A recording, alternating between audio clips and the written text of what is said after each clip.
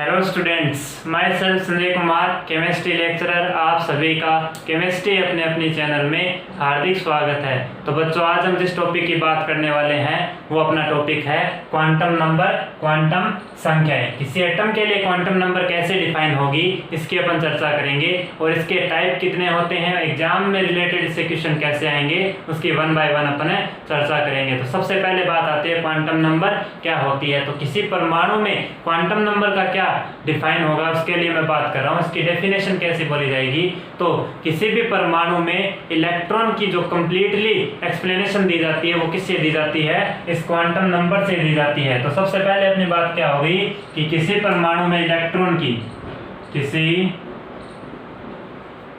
परमाणु में इलेक्ट्रॉन की पूर्णतः व्याख्या कंप्लीटली इसकी जो एक्सप्लेनेशन दी जाती है वो किससे दी जाती है, क्वांटम नंबर से, क्वांटम संख्या से दी जाती है। तो मैंने कहा किसी एटम में इलेक्ट्रॉन की कंप्लीटली अपने को एक्सप्लेनेशन देनी है तो उसके लिए क्या काम मिलेंगे अपन, क्वांटम नंबर्स, क्वांटम संख्याएं। अब बात आती है क्वांटम नंबर्स कितने टाइप की होती हैं, कितने तरीके की होती हैं, उसकी मैं बात कर रहा हूँ, देखिएगा ध्यान से। सबसे पहली बात हो गई किसी परमाणु में इलेक्ट्रॉन की पूर्ण व्याख्या किससे दी जाती है, क्वांटम नंबर से दी जाती है। अब देखना, अपने दो तरीके के मॉडल पढ़े थे किसी परमाणु एटम से रिलेटेड। अपने कितने तरीके के मॉडल पढ़े थे, दो तरीके की एटॉमिक मॉडल अपने दो तरीके पढ़े। एक तो क्लासिकल मॉडल पढ़ा था, एक पढ़ा था वेव मैकेनिक्स मॉडल, या जिसको क्वांटम मॉडल बोला जाता है, वेव मैकेनिकल या क्वांटम मॉडल। इस क्वांटम मॉडल की मैं बात कर रहा हूं, देखिएगा इसमें अपने क्या क्या पढ़ा था। एक तो डी ब्रोगली पढ़ा था, डी ब्रोगली। एक अपने क्या पढ़ा, हाइजेनबर्ग अनसर्टेनिटी प्रिंसिपल, हाइजेनबर्ग का अनसर्टेनिटी प्रिंसिपल। एक अपने इसमें क्या पढ़ा था, श्रोडिंगर इक्वेशन, श्रोडिंगर इक्वेशन। तो ये जो क्वांटम नंबर है, देखिएगा ध्यान से मैं क्या कह रहा हूं, ये जो क्वांटम नंबर्स है इसका जो डेरिवेशन हुआ था, इसका जो व्युत्पन्न हुआ था, उत्पन्न किससे उत्पन्न हुई थी, ये जो श्रोडिंगर वेव इक्वेशन है, क्वांटम मॉडल के श्रोडिंगर वेव इक्वेशन से क्या हुई थी, ये डेराइव हुई थी। तो अपने को कोई पूछ ले क्वांटम नंबर्स का डेराइव कहां से हुआ था, तो अपने को क्या बताना है, क्वांटम मॉडल के श्रोडिंगर वेव इक्वेशन से इसकी क्या हुई थी, डेरिवेशन हुई थी, डेराइव हुआ था। तो अब मैं क्या कह रहा हूं, देखिएगा ध्यान से। अब इनका व्युत्पन्न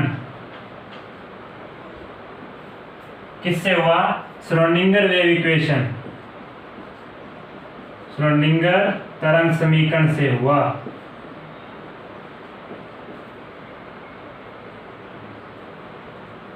तरंग समीकरण से हुआ। तो अपने को इसका क्या पूछ ले, डेराइव फॉर्म पूछ ले, किससे ये मिली थी। अपने को क्या बताना है, क्वांटम मॉडल के श्रोडिंगर वेव इक्वेशन से इसकी क्या हुई थी, व्युत्पत्ति हुई थी। तो अपने को क्वांटम नंबर्स के बारे में पूछे कि क्या होती है, तो किसी परमाणु में इलेक्ट्रॉन की कंप्लीट जो एक्सप्लेनेशन दी जाती है वो किससे दी जाती है, क्वांटम नंबर से दी जाती है। और अपने को क्या पूछ ले, कोई इसका व्युत्पन्न किससे हुआ, तो अपने को क्या बताना है, श्रोडिंगर तरंग समीकरण से इसका क्या हुआ, व्युत्पन्न हुआ है। तो ये बातें पहले आप उतार ले, उसके बाद अपन चलते हैं नेक्स्ट। क्वांटम नंबर्स कितने टाइप की होती हैं, इससे रिलेटेड कुछ पॉइंट्स की अपन चर्चा करेंगे। चलिएगा,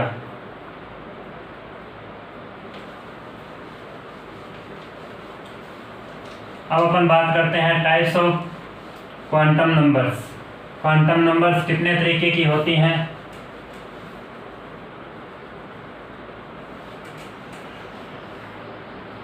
देखिएगा। Type of quantum number, type of quantum number, quantum संख्या के प्रकार। देखिए कितने तरीके की होती है क्वांटम संख्याएं, चार तरीके की बोली जाती हैं। कौन कौन सी, मुख्य क्वांटम संख्या, द्विघांसी क्वांटम संख्या, चुंबकीय क्वांटम संख्या और चक्रण क्वांटम संख्या। देखना मैंने क्या क्या बोला, सबसे पहले मुख्य क्वांटम संख्या, मुख्य क्वांटम संख्या जिसको क्या बोला जाता है? Principal quantum number. Principal quantum number किससे डिनोट किया जाता है? n से डिनोट किया जाता है। सेकंड इसमें पढ़ेंगे द्विगंशी। द्विगंशी क्वांटम नंबर। द्विगंशी क्वांटम संख्या जिसको क्या बोला जाता है? एजीमुथल। Azimuthal quantum number.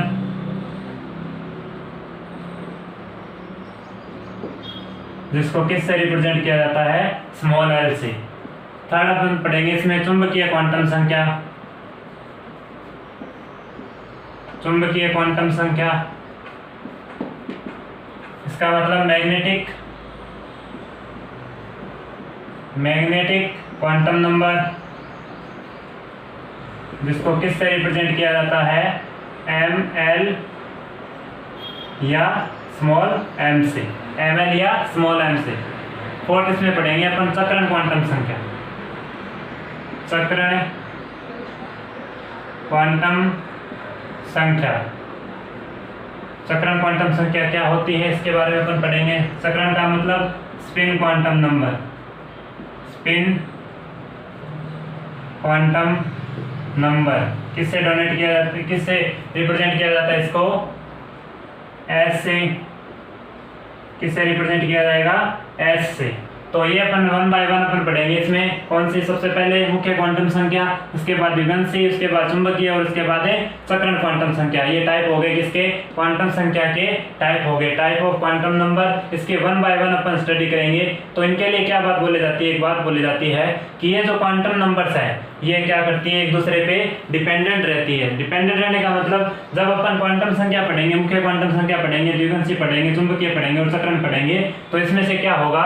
जब ये जो द्विगंशी क्वांटम संख्या है, ये क्वांटम संख्या एक दूसरे पर क्या रहती है? डिपेंडेंट रहती है। इसका मतलब ये द्विगंशी क्वांटम संख्या इस मुख्य क्वांटम संख्या पर डिपेंड रहेगी, ये चुंबकीय क्वांटम संख्या इस द्विगंशी क्वांटम संख्या पर डिपेंड रहेगी। इस तरीके से क्या रहती है? ये एक दूसरे के ऊपर डिपेंडेंट रहती है। कौन कौन सी? एक तो मैंने कहा मुख्य क्वांटम संख्या, एक मैंने कहा द्विगंशी क्वांटम संख्या, एक चुंबकीय क्वांटम संख्या। ये तीनों एक दूसरे के ऊपर क्या रहती है? डिपेंडेंट रहती है, निर्भर रहती है, एक दूसरे के ऊपर डिपेंडेंट रहेगी। किसको छोड़कर? चक्रण क्वांटम संख्या को छोड़कर।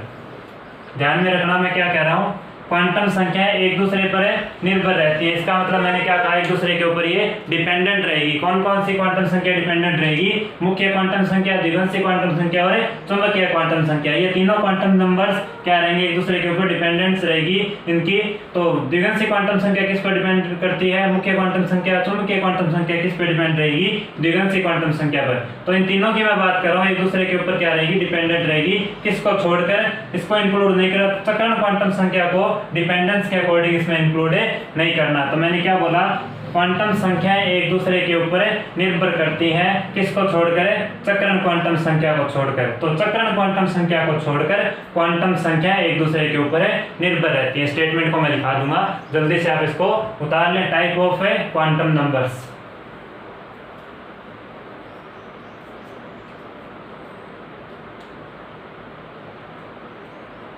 चलिए, तो मैंने क्या कहा? क्वांटम संख्याएं एक दूसरे के ऊपर निर्भर करती हैं। किसको छोड़कर? चक्रण क्वांटम संख्या को छोड़कर बाकी सभी क्वांटम नंबर एक दूसरे के ऊपर निर्भर करती हैं। स्टेटमेंट को लिख लेना स्टार लगा के। मैं क्या कह रहा हूं? चक्रण क्वांटम संख्या को छोड़कर, चक्रण क्वांटम संख्या को छोड़कर सभी क्वांटम संख्याएं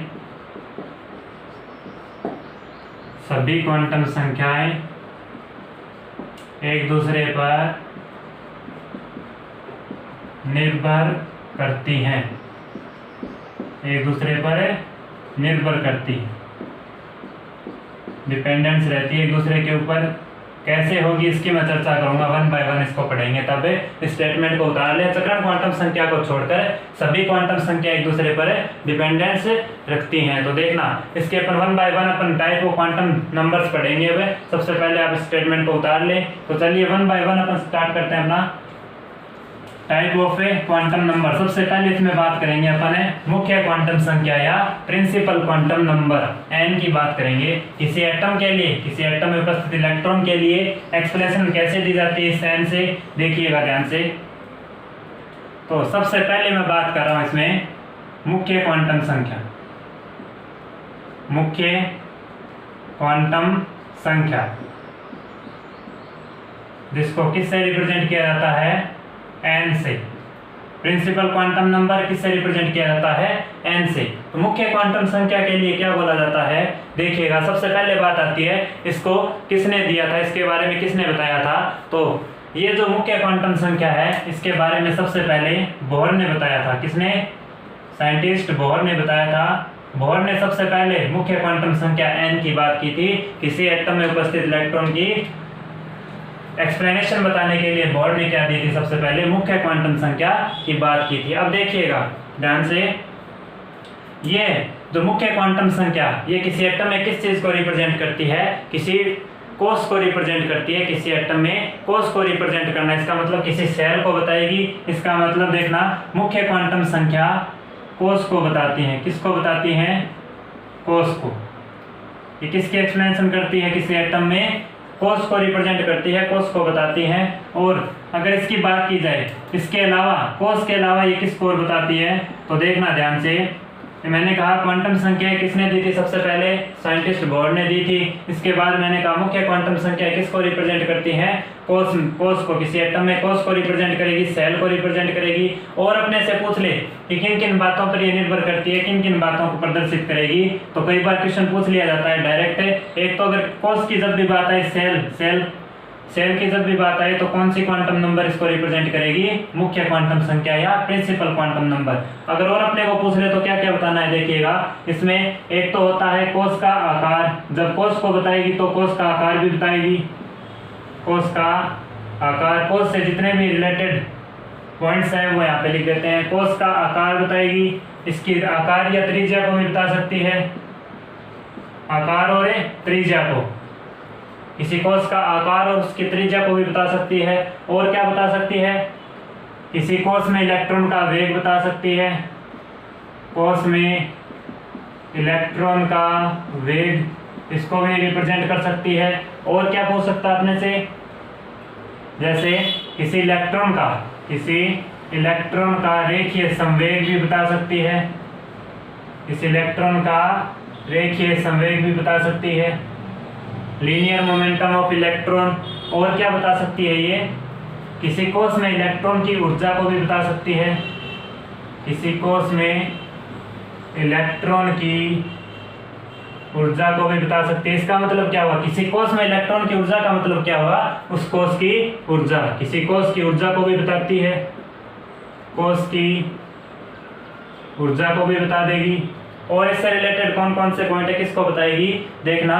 एक बोला जाता है इलेक्ट्रॉन का जो कोणीय संवेग है, इलेक्ट्रॉन का कोणीय संवेग को भी कौन बताता है, मुख्य क्वांटम संख्या प्रदर्शित करती है। इलेक्ट्रॉन का कोणीय संवेग का मतलब क्या हुआ, इसको और क्या बोला जाता है, कक्षीय कोणीय संवेग। इसको और क्या बोला जाता है, कक्षीय कोणीय संवेग।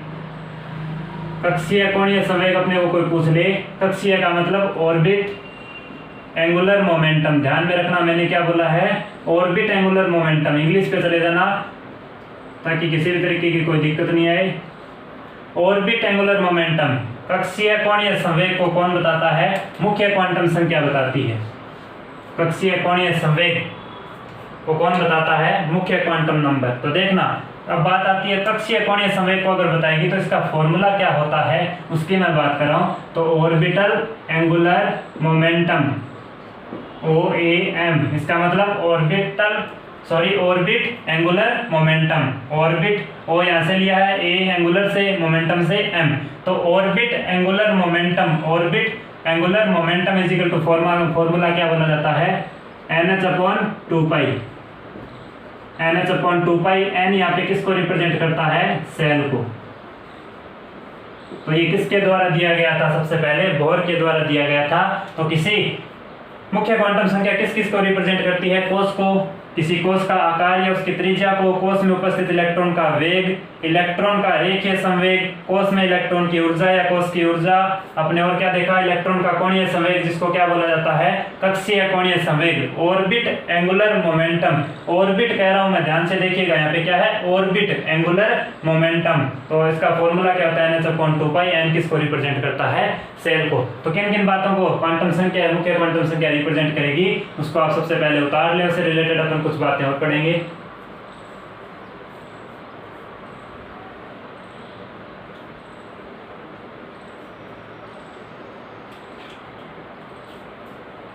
चलिए, तो ये तो बात हो गई किन किन बातों को रिप्रेजेंट करेगी मुख्य क्वांटम संख्या, उसकी बात हो गई। कई बार एग्जाम में कोई भी अपने को क्वेश्चन दे देगा कि निम्न में से बताइए किसको क्वांटम संख्या किसको रिप्रेजेंट कर रही है, तो डायरेक्ट या पूछ लेगा ऑर्बिट एंगुलर मोमेंटम को कौन सी क्वांटम संख्या रिप्रेजेंट करती है, तो अपने को क्या बताना, आंसर है मुख्य क्वांटम संख्या। अब देखना, मैं छोटा सा क्वेश्चन ले रहा हूँ जिससे आपको इजीली समझ में आ जाए। क्वेश्चन क्या है, देखिए, किसी पी कोश में, किसी पी कोश में, किसी भी पी कोश में अपने को क्या पूछ ले, किसी पी कोश में इलेक्ट्रॉन का अपने को क्या बताना है, कोणीय संवेग। किसी पी कोश दे रखा है कोई, इलेक्ट्रॉन का क्या बताना है, कोणीय संवेग। तो देखिए कैसे बताया जाता है, इलेक्ट्रॉन का कोणीय संवेग कौन सी क्वांटम नंबर बताती है, इलेक्ट्रॉन का कोणीय संवेग का मतलब क्या हुआ यहाँ पे, ये किसकी बात कर रहा है, orbit angular momentum, orbit angular momentum, कक्षीय कोणीय संवेग की बात कर रहा है। अभी मैंने बताया था इलेक्ट्रॉन का कोणीय संवेग कौन सी क्वांटम संख्या बताती है, n बताती है, मुख्य क्वांटम संख्या n से इसका पता लगाया जाता है। तो कैसे लगाया जाता है, देखिएगा ध्यान से। इसने किसकी बात की है, p सेल की। p सेल का मतलब देखना, किसी नाभिक के चारों ओर, किसी नाभिक के चारों ओर क्या होगा, ये जो सेल है n=1, n=1 पर कौन सा सेल होता है, फर्स्ट सेल, n=2 पर सेकंड सेल, n=3 पर third, n=4 fourth cell, n=5 पे फिफ्थ सेल। इसी तरीके से देखना इसको, फर्स्ट सेल को कैसे रिप्रेजेंट किया जाता है, K shell, L shell, M, N shell, O shell. इसी तरीके से यहाँ पे कौन सा सेल आएगा, P सेल। तो KLMNOP ये क्या हो गए, सेल हो गए किसी नाभिक के चारों ओर। किसकी बात कर रहा है, किसी P सेल की। P सेल का मतलब n= कितना होगा, देख लीजिएगा यहाँ से, n=1 पर K होता है, n=6 पर कितना होता है, P सेल होता है। तो n=6 को क्या बोला गया है, P सेल। इसके लिए अपने को क्या कैलकुलेट करना है, ऑर्बिट एंगुलर मोमेंटम। इसका फॉर्मूला क्या होता है, ऑर्बिट एंगुलर मोमेंटम का, ऑर्बिट एंगुलर मोमेंटम इसका फॉर्मूला होता है NH/2π, NH/2π। तो P के अकॉर्डिंग अपने क्या पता चल गया, n की वैल्यू पता चल गई। अब अपने इसमें फॉर्मूले में रख देते हैं, n कितना है 6, h/2π कितना आ जाएगा 3h/π। या मैं इसको क्या लिख सकता हूँ, देखना यहाँ से मैं डायरेक्ट एक तरीका और बता रहा हूँ। n की जगह कितना लिखा, 6h/2π। इस h/2π को क्या बोला जाता है, h/2π को कई बार इस तरीके से अपने वो आंसर में दे सकता है, तो पहचानना पड़ेगा। h/2π को और क्या बोला जाता है, h क्रॉस को क्या बोला जाता है, h/2π। तो यहाँ पे कैसे दे सकता है, 6h क्रॉस। तो या तो आंसर में ये होगा या आंसर में क्या होगा, 3h/π होगा। तो इस तरीके से टाइप ऑफ क्वेश्चंस आते हैं किस पर, मुख्य क्वांटम संख्या जो किसको रिप्रेजेंट करती है, इलेक्ट्रॉन का कोणीय संवेग या ऑर्बिट एंगुलर मोमेंटम पर किस तरीके का क्वेश्चन आ गया। मैंने इसको सिंपल तरीके से थोड़ा बता दिया। ये जो ऑर्बिट एंगुलर मोमेंटम किस पे डिपेंड कर रहा है, n पर डिपेंड कर रहा है, n से निकलेगा। अगर अपने को n पता है तो ये निकल सकता है आराम से, किसी भी सेल के लिए इसको अपन निकाल सकते हैं। तो जल्दी से आप इस क्वेश्चन को उतार लें, उसके बाद अपन चलते हैं नेक्स्ट।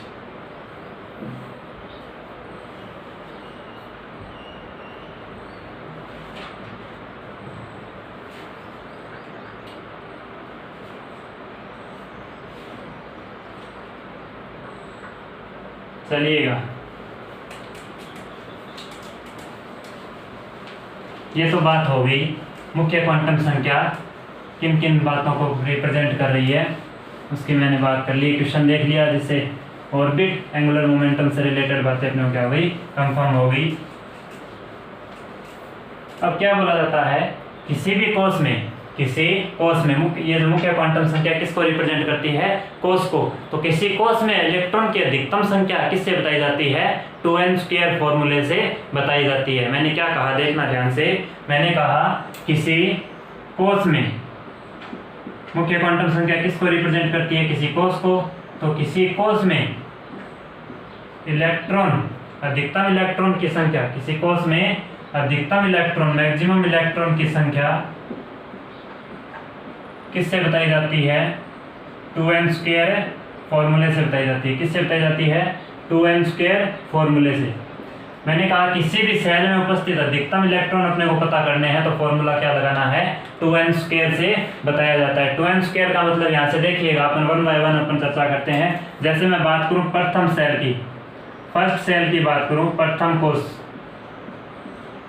कोष का मतलब क्या हो गया, n=1, या इसको और क्या बोला जाता है, के सेल या n=1 को क्या बोला जाता है, फर्स्ट सेल बोला जाता है। इसके लिए अपने को क्या कैलकुलेट करना है, इस फर्स्ट सेल में कितने अधिकतम इलेक्ट्रॉन आ सकते हैं। तो अपना फॉर्मूला क्या लगेगा, 2n²। n कितना है, n=1, तो के सेल में कितने अधिकतम इलेक्ट्रॉन आ सकते हैं, 2 × 1 का स्क्वायर इक्वल टू कितना हो जाएगा, 2। अधिकतम कितने इलेक्ट्रॉन आ सकते हैं, फर्स्ट सेल में 2 इलेक्ट्रॉन आ सकते हैं। इसी तरीके से मैं बात करूं, जैसे द्वितीय कोष सेकंड सेल की अगर बात करें, सेकंड सेल का मतलब n=2, या इसको क्या बोला जाता है, L कोष। फॉर्मूला क्या होता है, 2n²। अधिकतम कितने इलेक्ट्रॉन आ सकते हैं L कोष में, तो 2 × n कितना है, 2 का स्क्वायर, ये कितना हो जाएगा, 8। तो किसी द्वितीय कोष में, या आपने क्या पूछ ले, L कोष में अधिकतम इलेक्ट्रॉन की संख्या कितनी होती है, 8 होती है। इसी तरीके से अगर बात कर ले, जैसे चौथे कोष की बात कर ले, तो n= कितना आएगा, 4, या क्या दे देगा, n कोष। तो फॉर्मूला क्या होगा अपना, 2n², 2 × n कितना, 4 का स्क्वायर कितना आ जाएगा, 32 इलेक्ट्रॉन। तो चौथे कोष में या n कोष में कितने अधिकतम इलेक्ट्रॉन आ सकते हैं, 32। तो इस तरीके से किसी कोष में अधिकतम इलेक्ट्रॉन की संख्या किससे दी जाती है, 2n² फॉर्मूले से दी जाती है। इस बात को ध्यान में रखना। n का मतलब यहाँ पे क्या है, सेल नंबर, या सेल का इसका मतलब मुख्य क्वांटम संख्या को रिप्रेजेंट कर रहा है। तो उतार ले इसको, छोटे छोटे पॉइंट्स हैं, इनको याद रखना, छोटे छोटे बेसिक पॉइंट्स क्वांटम नंबर्स पर किसको रिप्रेजेंट कर रही है, टाइप ऑफ क्वेश्चंस कैसे आते हैं, किसी एटम में इलेक्ट्रॉन की कंप्लीटली एक्सप्लेनेशन दे रहा है ये।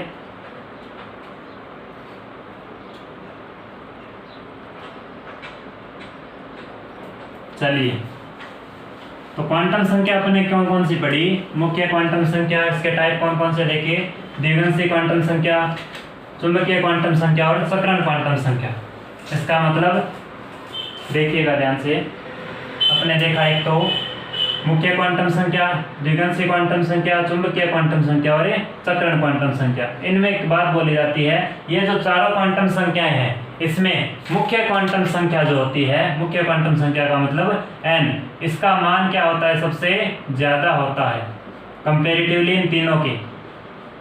मुख्य क्वांटम संख्या का मान इन तीनों क्वांटम संख्याओं से क्या होता है, सबसे ज्यादा होता है। तो इस बात को थोड़ा स्टार लगा के लिख लें, आप लोग नोट कर लें।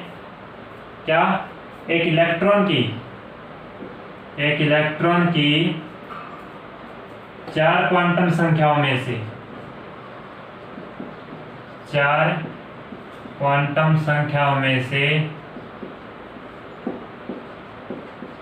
4 क्वांटम संख्याओं में से क्या होता है, मुख्य क्वांटम संख्या का मान क्या होता है, ज्यादा होता है। मुख्य क्वांटम संख्या का मान क्या होगा, बड़ा होता है।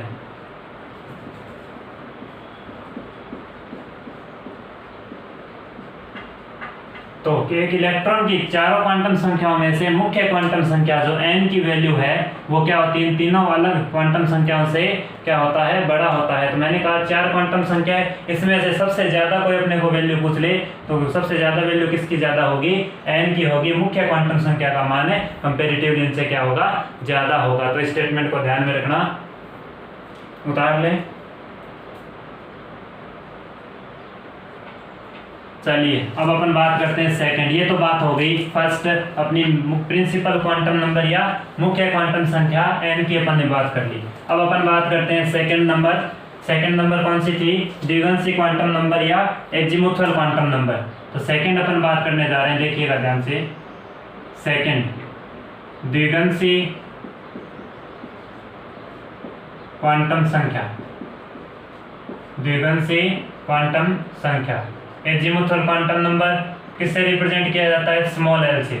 द्विगंशी क्वांटम संख्या किससे रिप्रेजेंट किया जाता है, स्मॉल एल से। तो सबसे पहले बात आती है इस क्वांटम संख्या के बारे में, सबसे पहले किसने बताया था, साइंटिस्ट सोमरफील्ड ने बताया था। जैसे मुख्य क्वांटम संख्या को सबसे पहले किसने बताया, बोहर ने बताया। उसी तरीके से इस क्वांटम संख्या के बारे में सबसे पहले किसने बताया था, सोमरफील्ड ने, साइंटिस्ट सोमरफील्ड। सोमरफील्ड ने सबसे पहले इसके बारे में अपना एक्सप्लेनेशन दिया था इससे रिलेटेड। तो देखना ये जो द्विगंशी क्वांटम संख्या है ये सबसे पहले बात आती है किसने दिया था, सोमरफील्ड ने दिया। अब बात आती है किसको रिप्रेजेंट करती है, तो मुख्य क्वांटम संख्या किसको रिप्रेजेंट कर रही थी, कोस को। अपन कंपैरेटिवली पढ़ेंगे तो ज्यादा याद रहेगा। और इसी तरीके से अपन मैं बात करूं द्विगंशी क्वांटम संख्या किसको रिप्रेजेंट करेगी, यहाँ पे उपकोष को।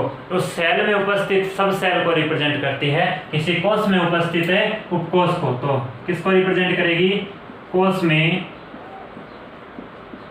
उपस्थित उपकोष को।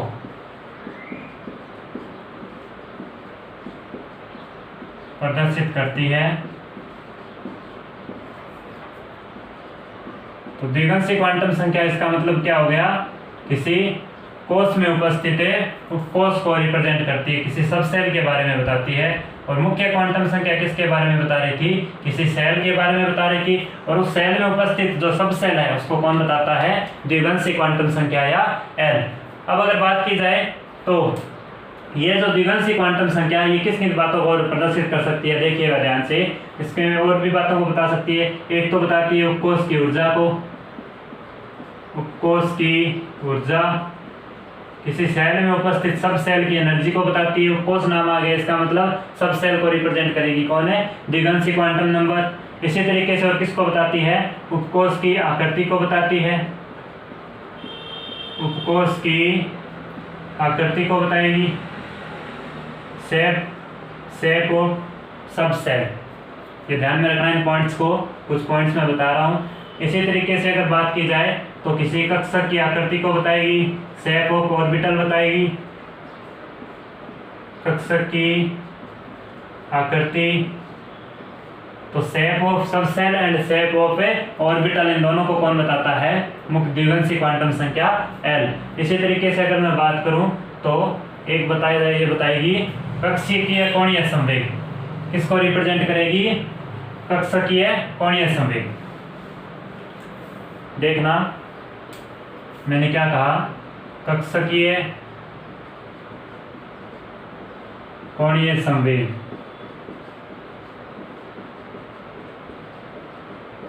कक्षकीय कोणीय संवेग इसका मतलब क्या हुआ, orbital angular momentum, orbital angular momentum OAM। अब देखना मैंने क्या कहा यहाँ पे, कक्षकीय। ध्यान से देखिएगा इस चीज को, दोनों को मिक्स मत कर देना। अभी जो अपन ने क्या पढ़ा था मुख्य क्वांटम संख्या में, ऑर्बिट की अगर बात करें, ऑर्बिट एंगुलर मोमेंटम की बात करें तो कौन रिप्रेजेंट करेंगे, एन। मुख्य क्वांटम संख्या जब ऑर्बिटल एंगुलर मोमेंटम की बात करें, ऑर्बिटल कक्षकीय, ये तो है कक्षीय, ये है कक्षकीय। ध्यान से देखना, इंग्लिश वर्ड को देख लेना। तो ऑर्बिटल की जब भी बात करें तो यहाँ पे किसको रिप्रेजेंट करता है, एल को। तो ऑर्बिटल एंगुलर मोमेंटम की बात करें तो क्या बताना है अपने को, एल को बताना है। और अपने को क्या पूछ ले, ऑर्बिट एंगुलर मोमेंटम की बात करें तो मुख्य क्वांटम संख्या एन रिप्रेजेंट करेगा। तो इसका फॉर्मूला क्या होता है, देखना ध्यान से। कक्षकीय कोणीय संवेग का फॉर्मूला किससे दिया जाता है, फॉर्मूला इसका होता है h/2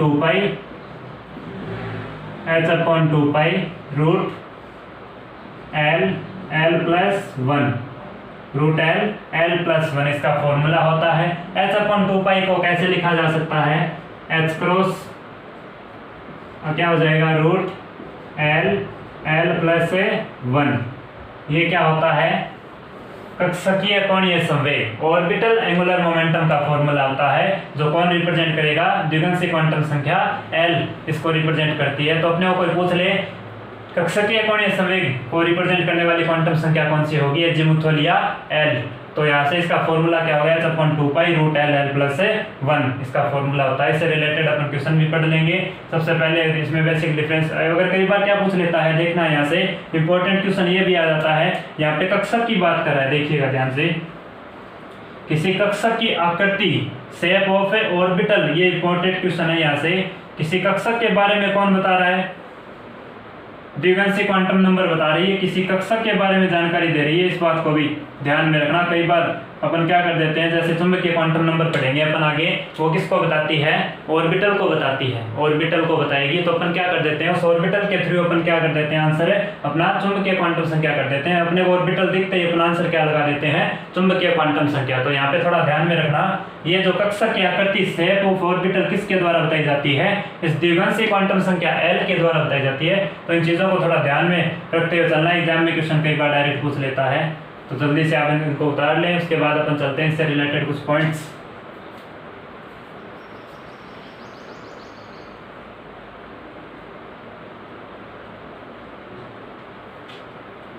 चलिए,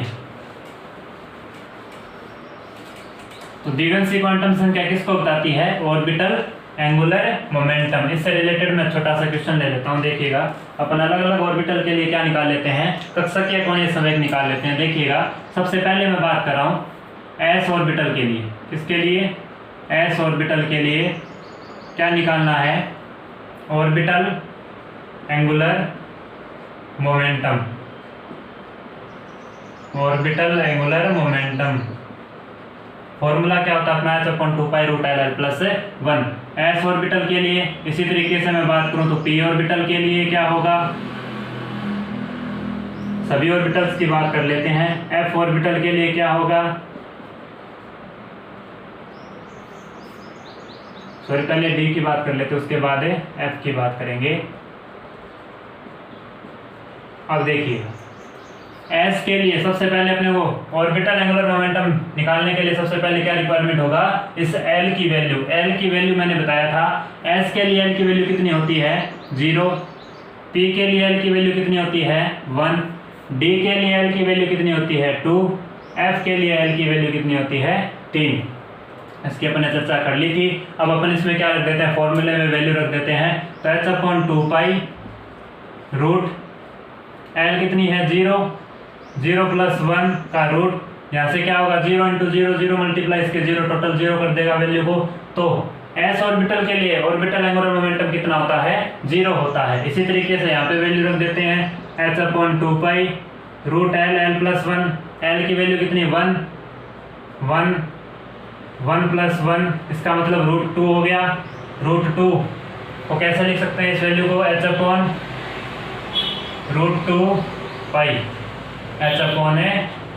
क्या हो गया, √2π। कैसे है देखना ध्यान से, इसकी वैल्यू मैं अलग लिख रहा हूँ।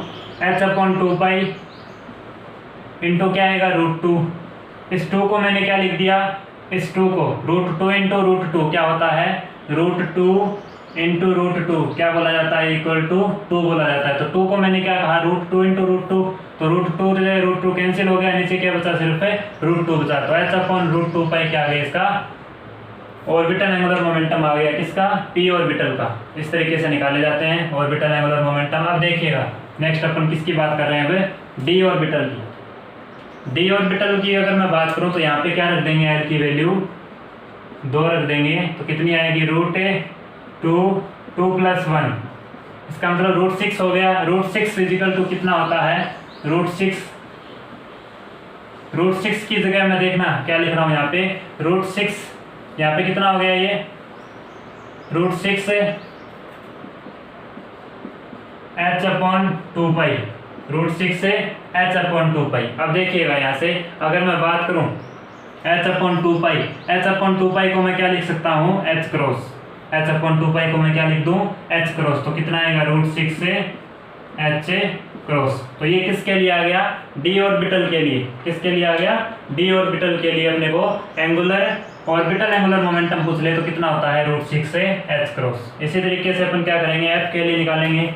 एल की वैल्यू कितनी रखनी है, 3 रखनी है, √3 + 1 कितना हो गया, √12। √12 का मतलब कितना होता है, √12 कितना होता है, √12 इजिकल टू होता है 2√3। 2√3 को क्या बोला जाता है, √12।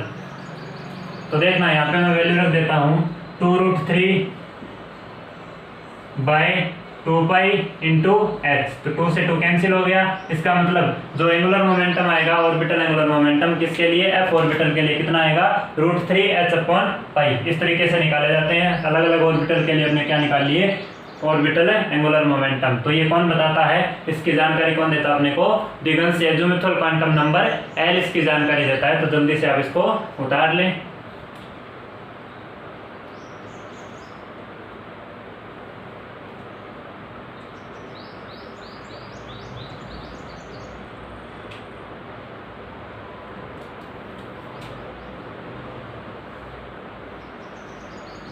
चलिएगा नेक्स्ट,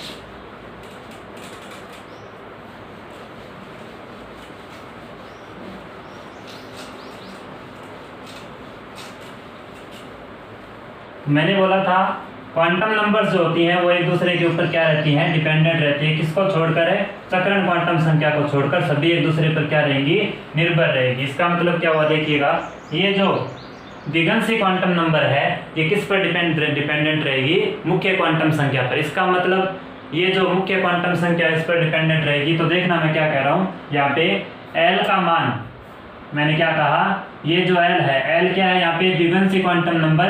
तो मैंने कहा एल का मान किस पर निर्भर करेगा, मुख्य क्वांटम संख्या n पर निर्भर करता है। तो l का मान n पर निर्भर करता है, इस बात को ध्यान में रखना। मैंने बोला था क्वांटम संख्या एक दूसरे के ऊपर क्या रहती हैं, डिपेंडेंट होती है। तो इसके लिए क्या बोला जाएगा, ये जो l होती है द्विगंशी क्वांटम संख्या मुख्य क्वांटम संख्या पर निर्भर करेगी, डिपेंडेंस इसकी रहेगी। अब देखना इसके लिए क्या बोला जाएगा, l का, अगर l का मान किस पर डिपेंड है, n मुख्य क्वांटम संख्या पर डिपेंड है, तो इसके लिए क्या बोला जाता है, l का प्रत्येक मान, l का प्रत्येक मान, l का प्रत्येक मान किसको बताएगा, किसी ना किसी उपकोष को बताता है। l का प्रत्येक मान किसी ना किसी उपकोष को बताएगा। l किसको रिप्रेजेंट करता है, सब सेल को। तो l का कोई भी मान होगा, कोई भी वैल्यू होगी, वो किसको रिप्रेजेंट करेगी, किसी ना किसी उपकोष को, सब सेल को रिप्रेजेंट करती है। इस बात को ध्यान में रखना।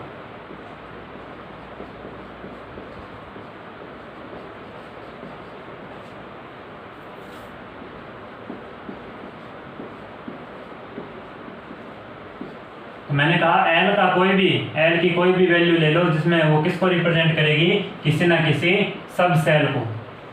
l का मतलब क्या होता है, किसी न किसी सब सेल को रिप्रेजेंट करना। सब सेल को रिप्रेजेंट करने वाली क्वांटम नंबर कौन सी होती है, l होती है, एज़िमुथल क्वांटम नंबर होती है। तो मैंने कहा l की वैल्यू किस पर डिपेंड करेगी, n पर डिपेंड करेगी, और l का कोई ना कोई मान होगा जो किसको रिप्रेजेंट करेगा, उसे सेल में उपस्थित सब सेल को रिप्रेजेंट करता है। इसको, इसमें दोनों स्टेटमेंट्स को ध्यान में रखना। अब अगर बात की जाए तो यहाँ पे मैंने कहा ये जो वैल्यू है l का प्रत्येक मान किसी ना किसी उपकोष को रिप्रेजेंट करेगा। तो देखना अगर l के कुल मान की मैं बात करूं, l के कुल मान टोटल है, l की टोटल वैल्यू की अगर मैं बात करूं, टोटल वैल्यू मैंने कहा L का प्रत्येक मान किसी ना किसी उपकोष को रिप्रेजेंट करता है। इसका मतलब ये जो L है इसका टोटल वैल्यू की अगर मैं बात करूं, किसी भी मान की बात कर रहा है, इसका मतलब अगर मैं L का टोटल वैल्यू की बात करूं, कुल मान की बात करूं, तो वो भी किसको रिप्रेजेंट करेगा? उपकोष को रिप्रेजेंट करेगा। तो इसका मतलब L का कुल मान किसके बराबर होगा? उसके कुल उपकोष के बराबर होगा। तो L का जो भी मान होगा, इसमें मैंने क्या मान लिया? टोटल वैल्यू मान ली, तो वो L की टोटल वैल्यू किसके इक्वल होगी? उसे टोटल सब सेल के इक्वल होगी। क्यों होगी? क्योंकि L का प्रत्येक मान क्या होता है? किसी ना किसी उपकोष को प्रदर्शित करता है। तो मैंने कहा L का जो कुल मान या उसका मतलब क्या होता है? कुल उपकोष होता है। इन स्टेटमेंट्स को ध्यान में रखना। अब देखना, ये तो बात हो गई किसके लिए? L के कुल मान के लिए इसकी बात होगी। सबसे पहले आप इसको उतार ले, उससे रिलेटेड मैं इससे आगे बात करता हूँ। तो L का मान n पर निर्भर करता है। L का प्रत्येक मान किसी ना किसी उपकोष को रिप्रेजेंट करेगा और L का जो टोटल वैल्यू होती है L की, वो किसको रिप्रेजेंट करेगा? टोटल सब सेल को। ये इंपॉर्टेंट पॉइंट है। किससे रिलेटेड? L से रिलेटेड। चलिए अब चलते हैं नेक्स्ट।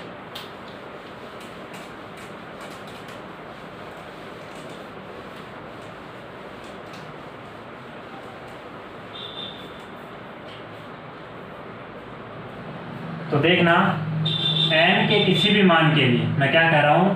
n के किसी भी मान के लिए मैंने कहा था L किस पर डिपेंड करती है? n पर डिपेंड करेगी। तो n के किसी मान के लिए अगर मैं बात करूं, n के किसी मान का मतलब क्या हो गया? n किसको रिप्रेजेंट करता है? किसी कोष को। तो किसी कोष के लिए बात कर रहा हूं मैं, किसी कोष के लिए।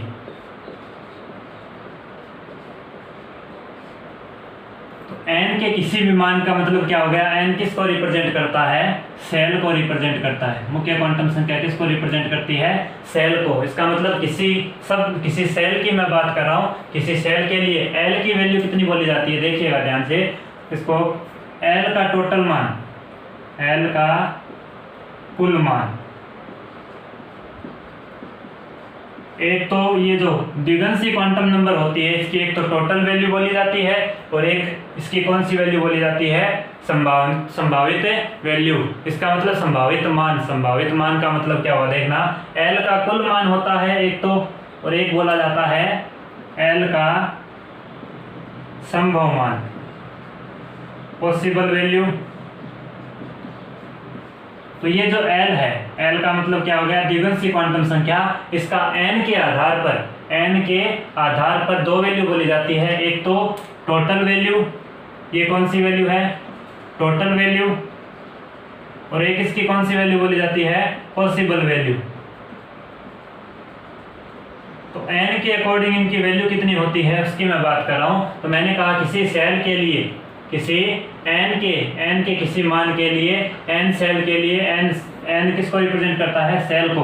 तो सेल के किसी मान के लिए, किसी कोष के लिए मैं बात कर रहा हूँ L का कुल मान और L का संभव मान। L का कुल मान किससे दिया जाता है? n से दिया जाता है। फॉर्मूला क्या होता है? n होता है। तो L के कुल मान की बात करें, इसका मतलब किसकी बात कर रहा है? वो n की बात कर रहा है। n जितना होगा उतना ही क्या होगा? L का टोटल वैल्यू होगा। अब बात आती है L का कुल मान। L का कुल मान अपने क्या बोला था?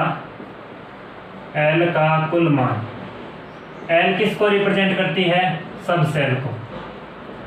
इसका मतलब ये किसके बराबर होगा?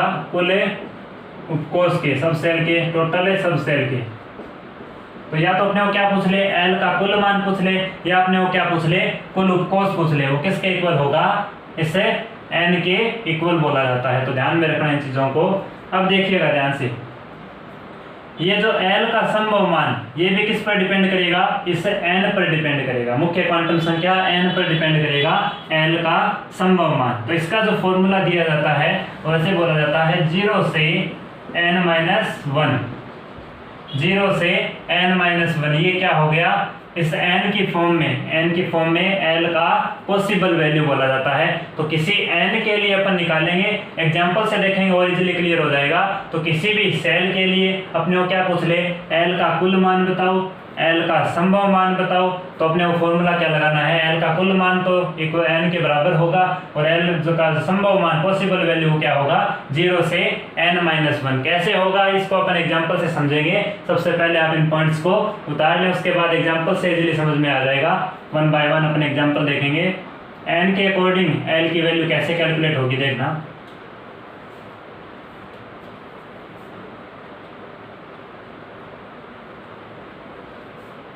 चलिए एग्जाम्पल से इजीली समझ में आएगा। एग्जाम्पल्स की मैं बात कर रहा हूँ, देखिएगा ध्यान से।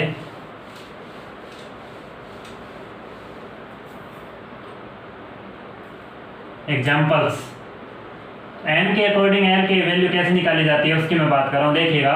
सबसे पहले मैं बात करूँ n = 1, n = 1।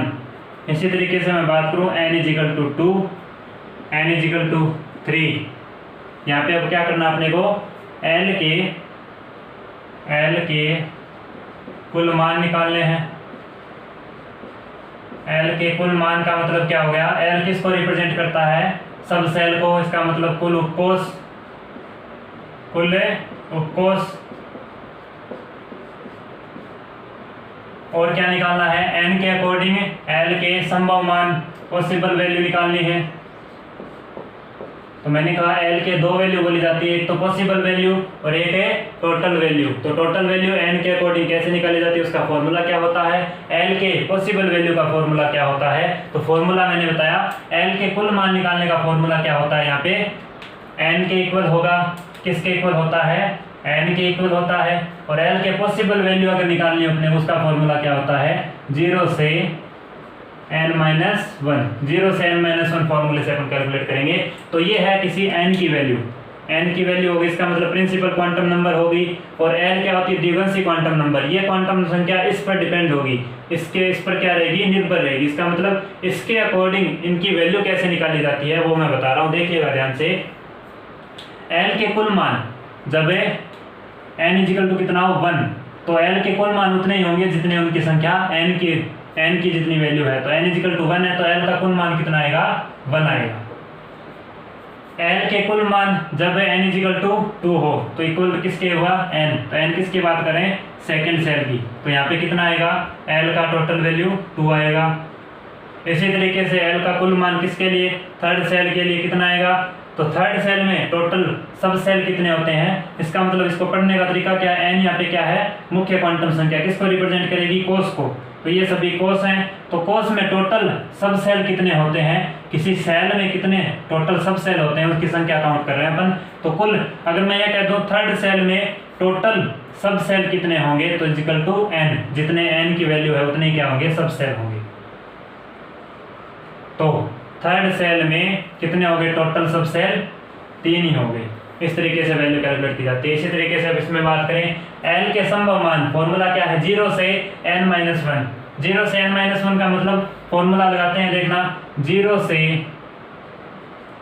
n-1, n कितना है, फर्स्ट के लिए अपन कैलकुलेट कर रहे हैं, तो 1-1, तो 0 से 0 हो गया। इसका मतलब एक वैल्यू तो जरूर आएगी, कौन सी आएगी, 0।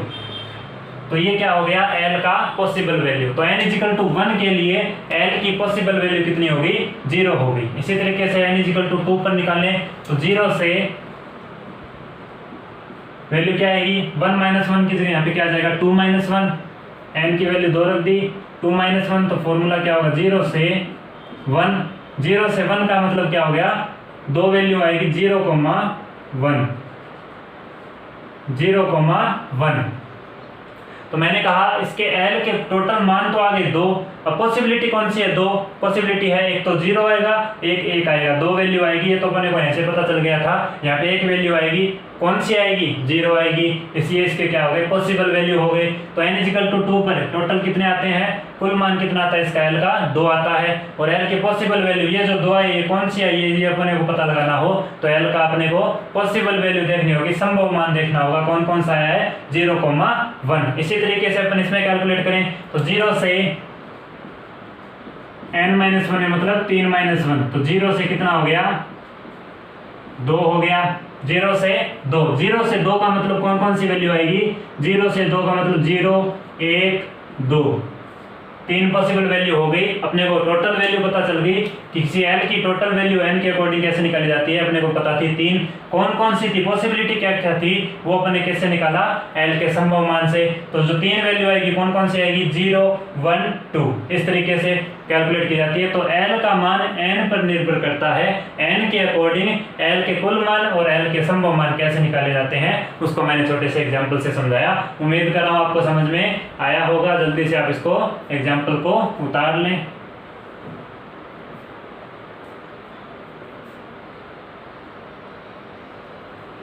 चलिए,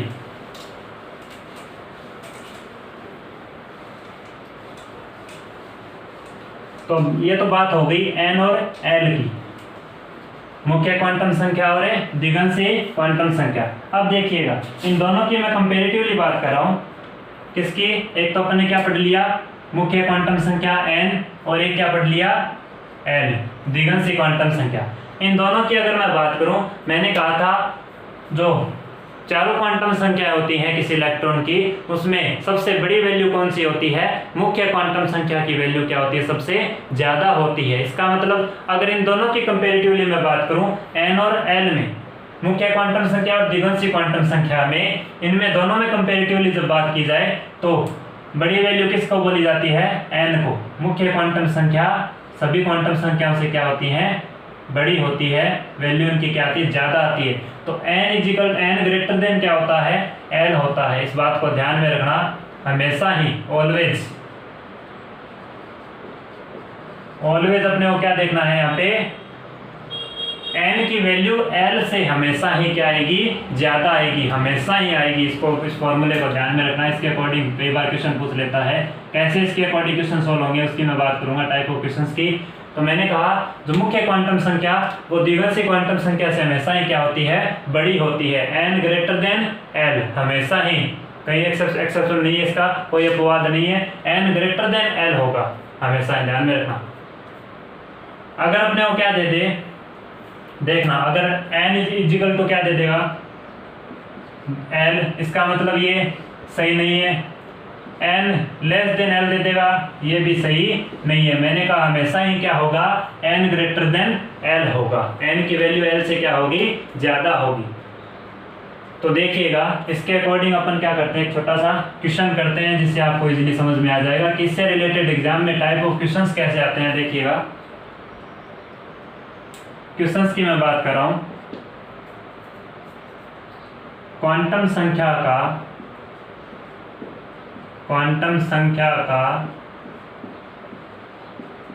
कौन सा युग्म, क्वांटम संख्या का कौन सा युग्म संभव नहीं है, संभव नहीं है। ऑप्शन दे रखे हैं इसने, देखना, सबसे पहला ऑप्शन दिया इसने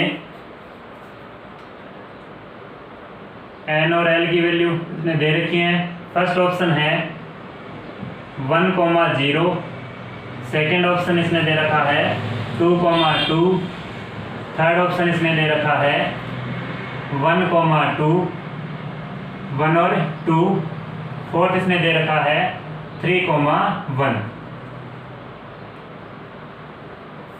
तो अपने को क्या बताना है, देखना, क्वांटम संख्याओं का कौन सा पेयर क्या नहीं है, पॉसिबल नहीं है। तो अपने क्या कैलकुलेट करना है, इसके अकॉर्डिंग n और l की वैल्यू दे रखी है, तो डायरेक्ट अपन क्या बता सकते हैं, ये जो अपनी ट्रिक है, n की वैल्यू हमेशा ही क्या होगी, l से ज्यादा होगी। अगर कुछ हो रहा है तो वो क्वांटम संख्याओं का पेयर क्या होगा, पॉसिबल होगा। तो देखना, यहाँ पे n की वैल्यू कितनी है, 1, यहाँ पे 0, इसका मतलब n ग्रेटर देन 1 है, ये तो पॉसिबल है।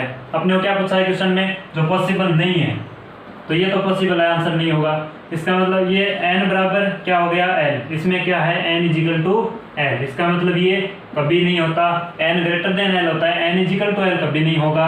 इसका मतलब एक तो ये पॉसिबल नहीं है, सेकंड वाला ये जो क्वांटम नंबर का पेयर ये पॉसिबल नहीं होगा। इसी तरीके से इसमें मैं बात करूं तो यहाँ पे देखना, n की वैल्यू क्या है, l से कम है, इसका मतलब l ज्यादा दे दिया, ये भी यहाँ पे सही नहीं है, तो ये पेयर भी यहाँ पे सही नहीं होगा। आंसर अपना क्या होगा, सेकंड एंड थर्ड। इसी तरीके से इसमें मैं बात करूं तो n की वैल्यू क्या है, l से ज़्यादा है, ये बात यहाँ पे सही लग रही है। तो n की वैल्यू क्या होनी चाहिए, l से ज़्यादा होनी चाहिए। तो इसने क्या पूछा, क्वांटम संख्या का कौन सा युग्म संभव नहीं है। तो सेकेंड एंड थर्ड दोनों क्या नहीं है, संभव नहीं। इस तरीके से एग्जाम में अपने क्वेश्चन सोल्व करना होता है, तो कई बार पूछ लेता है, तो इसको ध्यान में रखना। n की वैल्यू हमेशा ही क्या आती है, l से ज़्यादा आती है, उसके अकॉर्डिंग अपना क्वेश्चन सोल्व हो जाएगा। चलिएगा अब बात करते हैं नेक्स्ट क्वेश्चन की। देखिएगा नेक्स्ट क्वेश्चन है, निम्न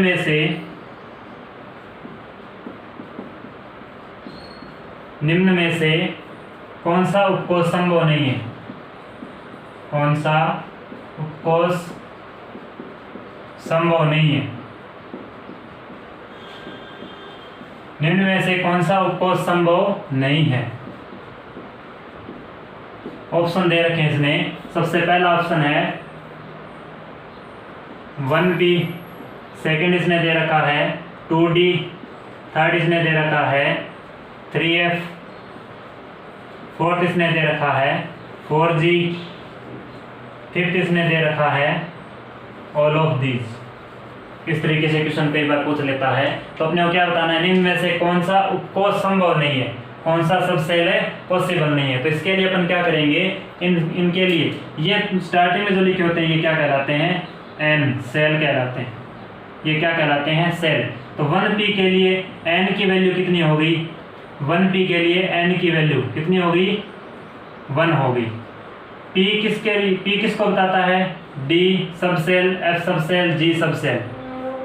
तो सबसेल कौन सी क्वांटम नंबर बताती हैं, सबसेल को l बताती है। l मतलब द्विवंशी क्वांटम संख्या किसको बताती है, उपकोष को बताती है, सबसेल को बताती है। इसका मतलब p की अगर बात की जाए, तो अपने बताया था l की value s p d f, s के लिए l की वैल्यू कितनी होती है 0, p के लिए कितनी होती है 1, d के लिए 2, f के लिए 3। इस तरीके से l की वैल्यू बोली जाती है। तो देखिएगा ध्यान से, p के लिए l की वैल्यू कितनी बोली जाती है, p के लिए l की वैल्यू 1 बोली जाती है। d के लिए l की वैल्यू, सबसे पहले n की वैल्यू 2 जो अपने को दे रखी है, d की वैल्यू कितनी होती है, d के लिए l की वैल्यू 2 होती है। यहाँ पे n की वैल्यू 3, 3f है, तो f के लिए कितनी होती है 3, यहाँ पे 4। तो g के लिए यहाँ पे l की वैल्यू कितनी होगी, जैसे s p d f g h इस तरीके से बढ़ते जाएंगे। तो g के लिए l की वैल्यू कितनी होगी 4। तो यहाँ से देखना n और l की वैल्यू अपने कैलकुलेट कर ली। अब अपन क्या लगाएंगे इसमें, अपना जो ट्रिक है, अपना ट्रिक क्या था, n ग्रेटर देन होगा l से हमेशा ही। इस बात को ध्यान में रखना, जहाँ पे ये नहीं हो रहा वो पॉसिबल है नहीं है। तो n इजिकल टू यहाँ पे क्या है l, ये पॉसिबल नहीं है। n is equal to l, 2 is equal to 2 ये पॉसिबल नहीं है। 3 इजिकल टू 3 पॉसिबल नहीं है। 4 इजिकल टू पॉसिबल नहीं है। तो अपने को क्या पूछा था, निम्न में से कौन सा सबसेल संभव नहीं है। सबसेल संभव नहीं, इसका मतलब ऑल ऑफ दीज, कोई भी पेयर इसमें से संभव नहीं है। 1p कभी नहीं होता, 2d कभी भी नहीं होता, 3f कभी भी नहीं होता, 4g कभी भी नहीं होता। ये सब सेल कभी भी एग्जिस्ट नहीं करेंगे। तो अपना आंसर इसके अकॉर्डिंग बता दिया, n is equal to greater than है, n ग्रेटर देन l। इसके अकॉर्डिंग ये बातें यहाँ पे नहीं बैठ रही, इसका मतलब एग्जिस्ट नहीं कर रहा। तो अपने वही पूछा था कौन सा संभव नहीं है, तो all of these is A correct answer. इस तरीके से टाइप ऑफ क्वेश्चन सोल्व किए जाते हैं। जल्दी से आप इसको उतार लें, उसके बाद अपन चलते हैं नेक्स्ट।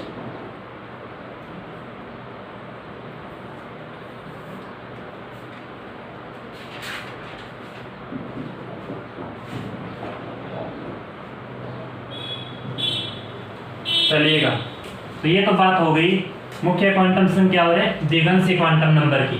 अब अपन थर्ड पढ़ेंगे, कौन सी, चुंबकीय क्वांटम संख्या। चुंबकीय क्वांटम संख्या क्या होती है, इसके बारे में अपन पढ़ेंगे।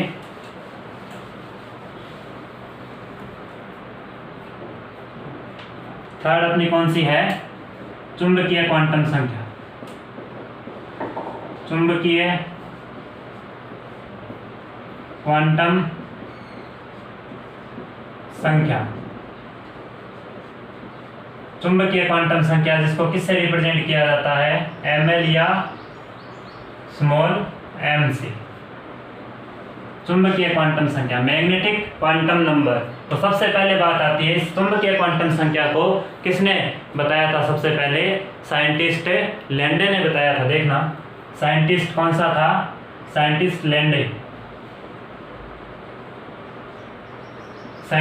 ने सबसे पहले इसके बारे में बताया था। मुख्य क्वांटम संख्या को किसने बताया था? कंपैरेटिवली अगर बात करें अपन ने तो बोहर ने बताया था।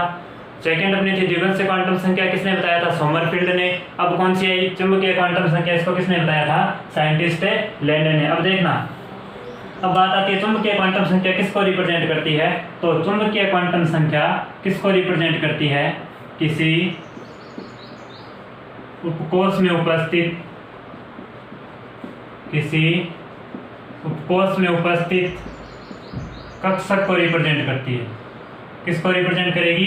किसी उपकोष में उपस्थित कक्षक को प्रदर्शित करती है।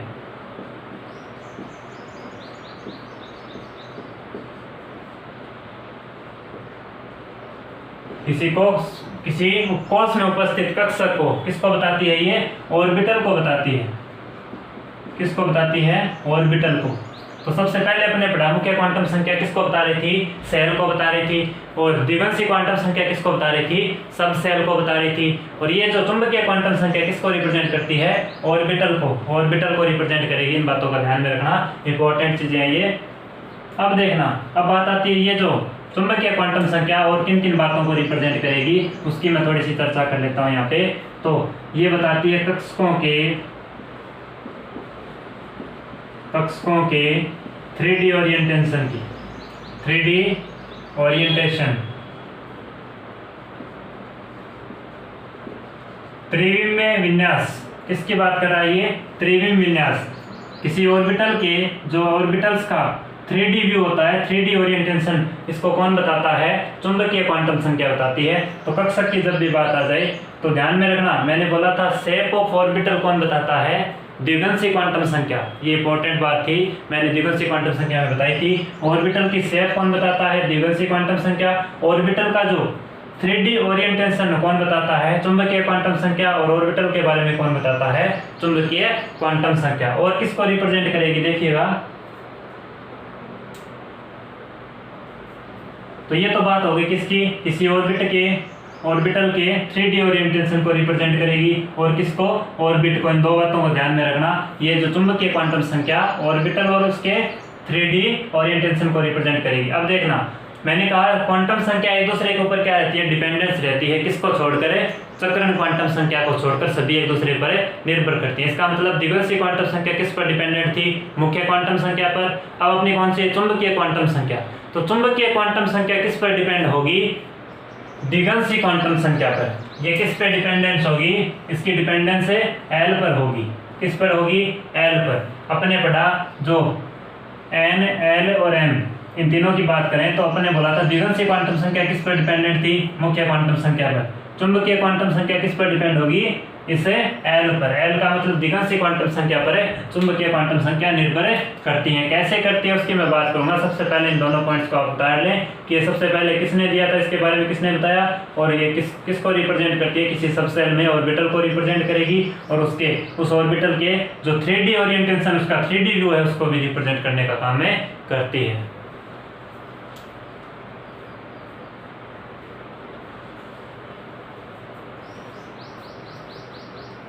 चलिए नेक्स्ट पॉइंट, इससे रिलेटेड नेक्स्ट पॉइंट क्या है? ये जो चुंबकीय क्वांटम संख्या किसको रिप्रेजेंट करती है? कक्षक को। इसका मतलब m का मतलब चुंबकीय क्वांटम संख्या m का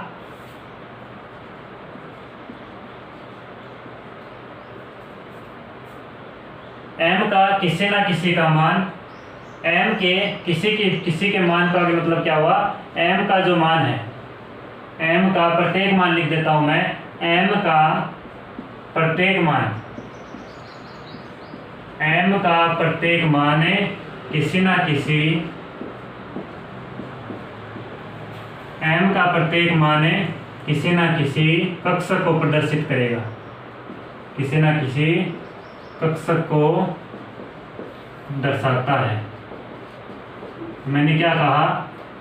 चुंबकीय क्वांटम संख्या किसको रिप्रेजेंट करती है? m की वैल्यू ऑर्बिटल को रिप्रेजेंट करती है। इसका मतलब m का जो भी वैल्यू आएगी, m की जो भी वैल्यू होगी, वो किसको रिप्रेजेंट करेगी? ऑर्बिटल को रिप्रेजेंट करेगी। इसका मतलब अगर मैं m के कुल मान की बात करूं, m के कुल मान मैंने m का क्या ले लिया, टोटल वैल्यू ले ली। इसने कहा प्रत्येक मान कोई भी वैल्यू हो किसको रिप्रेजेंट कर रही है, ऑर्बिटल को।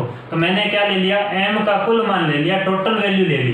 टोटल वैल्यू किस पर डिपेंडेंस होगी इसकी, ऑर्बिटल पर। किसको रिप्रेजेंट करेगी, ऑर्बिटल पर। इसका मतलब m का कुल मान या कोई भी मान कक्षक को रिप्रेजेंट करेगा, तो m का कुल मान किसके इक्वल होगा, कुल कक्षक के।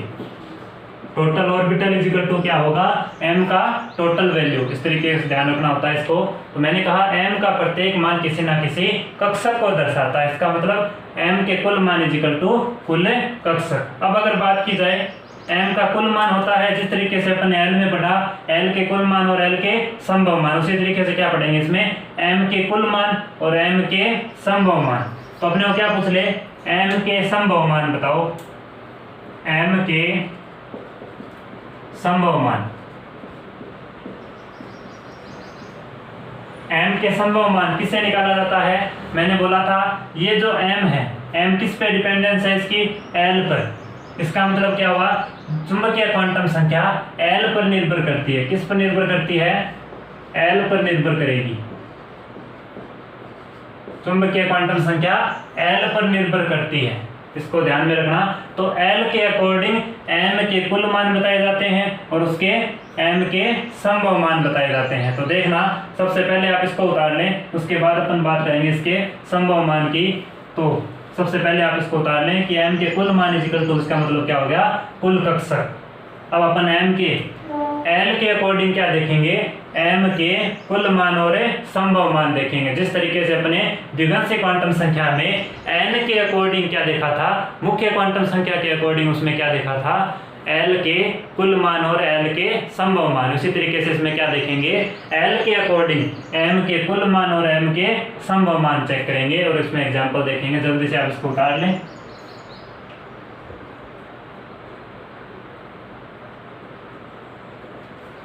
चलिए अब अपन बात करते हैं m के कुल मान की और उसके संभव मान की। देखिएगा, तो मैंने कहा चुंबकीय क्वांटम संख्या किस पर डिपेंडेंस है, इसकी डिपेंडेंस किस पर है, l पर। चुंबकीय क्वांटम संख्या द्विघात क्वांटम संख्या पर निर्भर करती है। तो अगर मैं यहाँ पे बात करूं l के किसी मान के लिए, l के किसी मान के लिए, l के किसी मान का मतलब l किसको रिप्रेजेंट करता है, सब सेल को। इसका मतलब किसी सब सेल के लिए, किसी सब सेल के लिए अपने को क्या चेक करना है, ऑर्बिटल के, किसी ऑर्बिटल की टोटल वैल्यू और उस ऑर्बिटल की क्या करनी है, पॉसिबल वैल्यू कैलकुलेट करनी है। तो देखना, इस l के किसी मान के लिए अपने को क्या बताना है, m का मान, क्योंकि m किस पर डिपेंडेंस है, l पर। तो m के क्या पढ़ेंगे अपन, एक तो इसके कुल मान पढ़ेंगे, m के कुल मान। कुल मान का मतलब क्या होगा, m का कुल मान, इसका मतलब m किसको रिप्रेजेंट करता है, कक्षक को। इसका मतलब कुल कक्षक। और m के क्या पढ़ेंगे, m के संभव मान। दो तरीके की वैल्यू होती है, एक तो पॉसिबल वैल्यू, एक है टोटल वैल्यू। किसके अकॉर्डिंग पढ़ेंगे, l के अकॉर्डिंग। संभव मान का मतलब पॉसिबल वैल्यू, पॉसिबल वैल्यू। तो इसका फॉर्मूला क्या होगा, किसके अकॉर्डिंग है, l के अकॉर्डिंग। तो अपन ने देखा l के किसी मान के लिए इन दोनों की वैल्यू कितनी आएगी, m के टोटल वैल्यू और m की पॉसिबल वैल्यू। तो क्या बोली जाती है, देखिएगा, यहाँ से ध्यान से देखिएगा, इसकी वैल्यू बोली जाती है, m के कुल मान की वैल्यू बोली जाती है 12 + 1। m के कुल मान की वैल्यू क्या बोल दी, 12 + 1। इसी तरीके से m के संभव मान की वैल्यू क्या बोली जाती है, -l से 0 सहित +l तक। ये क्या बोली जाती है, इसके पॉसिबल वैल्यू बोली जाती है, किसकी, m की संभव वैल्यू। तो l के अकॉर्डिंग m का टोटल मान क्या होता है, 12 + 1 फॉर्मूले से दिया जाता है। और l के अकॉर्डिंग m की पॉसिबल वैल्यू किससे दी जाती है, -l से 0 सहित प्लस एल तक। इसका फॉर्मूला, इसका मीनिंग क्या होता है उसको मैं एग्जांपल से समझाऊंगा। सबसे पहले आप इसको उतार लें कि एल से कैसे निकाले जाते हैं एम के दो वैल्यू, टोटल वैल्यू और पॉसिबल वैल्यू। उसके बाद अपने एग्जांपल से इजीली समझ में आ जाएगा, ये सारी चीज़ें क्लियर हो जाएगी।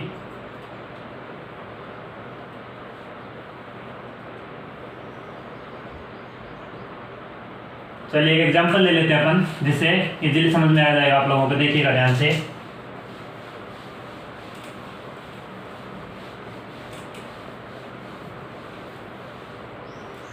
तो अभी तक अपने जो पढ़ा है मुख्य क्वांटम संख्या, द्विघांसी क्वांटम संख्या और चुंबकीय क्वांटम संख्या, इन सभी से रिलेटेड एक मैं क्या ले लेता हूँ, एग्जांपल ले लेता हूँ, जिससे सभी बातें क्लियर हो जाए अभी तक जितनी अभी पढ़ी है। देखिएगा अपने को क्या दे दे, n = 4 दे दे। n = 4 के लिए अपने को क्या क्या पूछ ले यहाँ पे, l के कुल मान बताओ, l का संभव मान बताओ, m का कुल मान बताओ और m का संभव मान बताओ। तो अपन कैलकुलेट करेंगे। देखना n का मतलब क्या हो गया, प्रिंसिपल क्वांटम नंबर। n का मतलब प्रिंसिपल क्वांटम नंबर किसको रिप्रेजेंट करती है, किसी सेल को। इसके अकॉर्डिंग अपन क्या कैलकुलेट करेंगे, l की दो वैल्यू कैलकुलेट करेंगे, टोटल वैल्यू और इसकी पॉसिबल वैल्यू।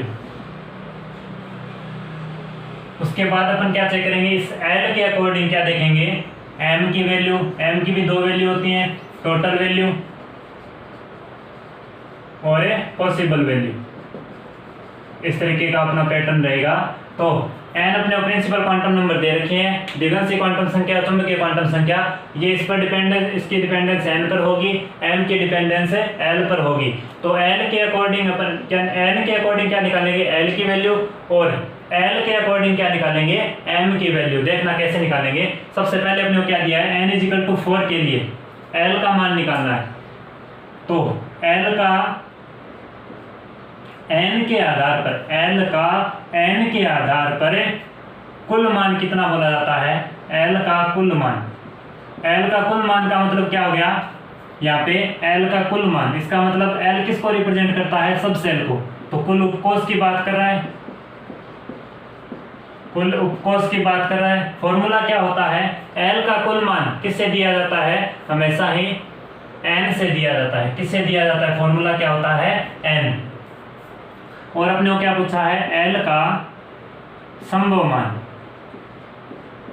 l का संभव मान। l का संभव मान किससे दिया जाता है, अपना फॉर्मूला क्या होता है, 0 से n-1, 0 से n-1। देखना l का कुल मान = n, n कौन सा दिया है, 4। इसका मतलब l का कुल मान कितना हो गया, 4 हो गया।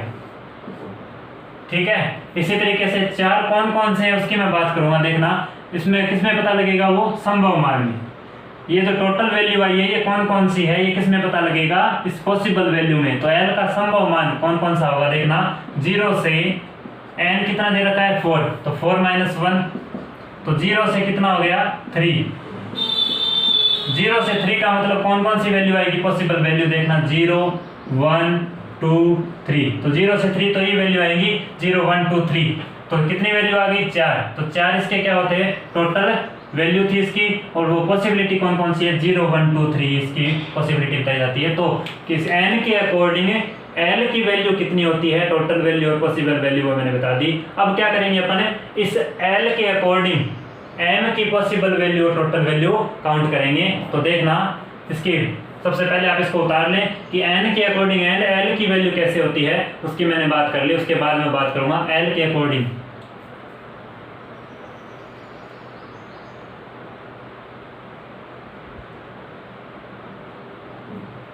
चलिए अब मैं बात कर रहा हूं l के अकॉर्डिंग किसकी, m की वैल्यू कैलकुलेट करना। तो देखना l किसको रिप्रेजेंट करता है, l किसको रिप्रेजेंट करता है, यहाँ पे सब सेल को।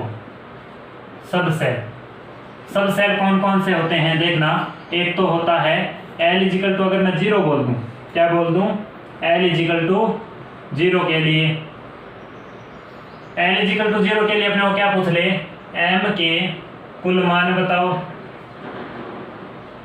m के कुल मान बताओ। या अपने को क्या पूछ लेगा, कुल m किसको रिप्रेजेंट करता है, कक्षक को, तो कुल कक्षक बताओ।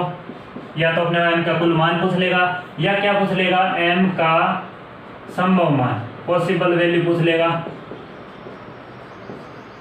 तो m के कुल मान किससे, इसका फॉर्मूला क्या होता है, फॉर्मूला होता है 12 प्लस 1। इसका फॉर्मूला क्या होता है 12 प्लस 1। 12 प्लस फॉर्मूले से क्या निकालते हैं अपन, m के कुल मान निकालते हैं। इसी तरीके से m का संभव मान किससे निकाला जाता है, l पर डिपेंडेंस होती है, इसका फॉर्मूला होता है -l से 0 सहित प्लस l तक। देखिएगा बिल्कुल इजी है चीजें, ध्यान से समझिएगा इन चीजों को, मिक्सअप मत कर देना। तो m का कुल मान 12 प्लस 1 फॉर्मूले से निकाला जाता है, m का संभव मान -l से 0 सहित प्लस l से निकाला जाता है। इसका मतलब क्या होता है उसको मैं समझाता हूं। तो अपने को क्या कैलकुलेट करना है, l के अकॉर्डिंग अगर मैं l की वैल्यू क्या ले लूं, 0 ले लूं, l की वैल्यू क्या ले लूं, 1 ले लूं, या l की वैल्यू 2 ले लूं, या l की वैल्यू 3 ले लूं। तो देखना ध्यान से, अब क्या होगा इसके लिए, l = 0 होता है तो सब सेल कौन सा होता है, s सब सेल। देखिएगा ध्यान से, अगर l = 1 होता है तो इसका मतलब कौन सा सब सेल होता है, p सब सेल। l = 2 होता है तो d सब सेल। अगर l = क्या होता है 3 होता है तो यहाँ पे कौन सा सेल होगा, f सब सेल, f सब सेल। तो इनके लिए अपने को क्या निकालनी है, m के टोटल वैल्यू कैलकुलेट करनी है और m की पॉसिबल वैल्यू कैलकुलेट करनी है। कैसे कैलकुलेट करनी है, फॉर्मूला अपने को पता है, इसमें वैल्यू रख देते हैं। तो देखना 12 प्लस 1, l की वैल्यू किसके लिए, l = 0, l = यहाँ पे 0 होगा तो कितना बचेगा, m का टोटल वैल्यू 1। इसी तरीके से यहाँ पे अगर मैं बात करूँ m का संभव मान कितना होगा, तो l = कितना है 0, तो इसका मतलब -0 से 0 सहित प्लस 0 तक। इसका मतलब माइनस 0 का कोई मीनिंग नहीं होता, प्लस 0 का मीनिंग, टोटल वैल्यू कितनी आएगी, ओवरऑल 0 आएगी। तो -l से 0 से प्लस l लगाने से अपना फॉर्मूला इसमें क्या है, m का पॉसिबल वैल्यू 0 आएगी। जो एक वैल्यू आई है m का, जो टोटल वैल्यू आया कितना है, अपने को ये पता चल रहा है इसकी वैल्यू कितनी आएगी, 1 आएगी। टोटल वैल्यू 1 आएगी, कौन सी आएगी, पॉसिबिलिटी कौन सी है, तो पॉसिबिलिटी है 0 आएगी। जो एक वैल्यू है वो क्या आएगी, 0 आएगी, तो उसकी पॉसिबल वैल्यू क्या होगी, 0। ये जो एक वैल्यू आ रही है उसकी पॉसिबिलिटी क्या है, वो 0 होगी। किसके लिए, l = 0 के लिए। अब देखना m के कुल मान किसके लिए, l = 1 पर, तो l = 1 रखेंगे तो m के कुल मान कितने आएंगे, 3। m के कुल मान कितने आएंगे, 3।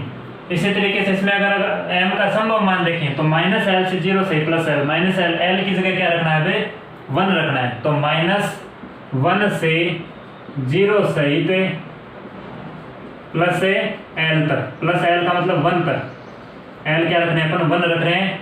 तो यहाँ से क्या आएगा, -1 से 0 सहित प्लस l, तो -1 हो गया, उसके बाद 0 आएगा, उसके बाद प्लस 1 आएगा।